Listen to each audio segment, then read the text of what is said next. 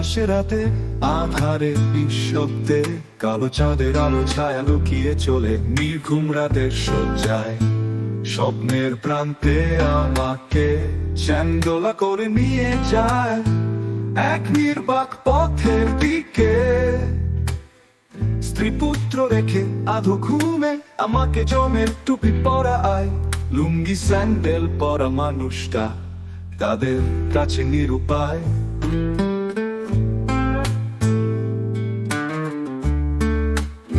গাড়িতে তুলে নিয়ে যায় অন্ধকারের গহ্বরে, জানি না কারা আছে তার সাথে, আমার গন্তব্য আজ কোন পথে। গাড়ির ভেতরে সুর বাজে উন্মত্ত, কর্ণকুহরে যেন তীরের মতো বিঁধে যায়। কিল কুশি জোর মিশে যায় যন্ত্রণায়, কোমরের নিচে লাঠির আঘাত, লাঞ্ছনার কোনো শেষ নেই। এভাবে গাড়ি থেমে যায় এক নীরব প্রান্তরে, প্রহারের তীব্রতায় অবশেষে হুঁশ হারায়।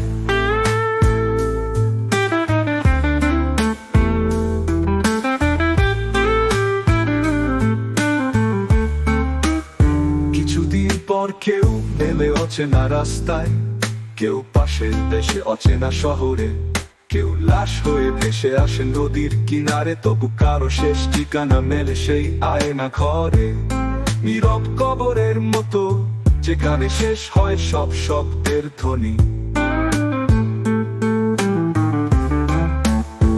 আয়না ঘর তার ছদ্মনাম, যেখানে চিৎকার শোনে কেউ।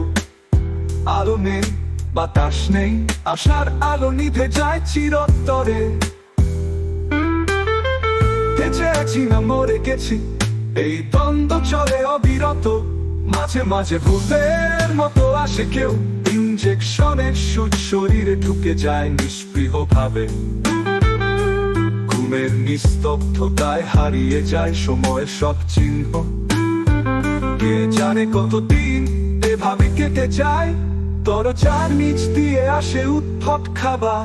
বিছানা ছাড়া এই ঘর, ঠান্ডা মাটির আলিঙ্গনে একটি থালা পানির বাটি, আর শৌচাগার। আমার কান্না, আমার চিৎকার দেয়াল শুষে নেই। চোখের জলের যদি শরীরে শুকিয়ে যায়, এভাবে মাস গড়ায় গড়ায় বছর।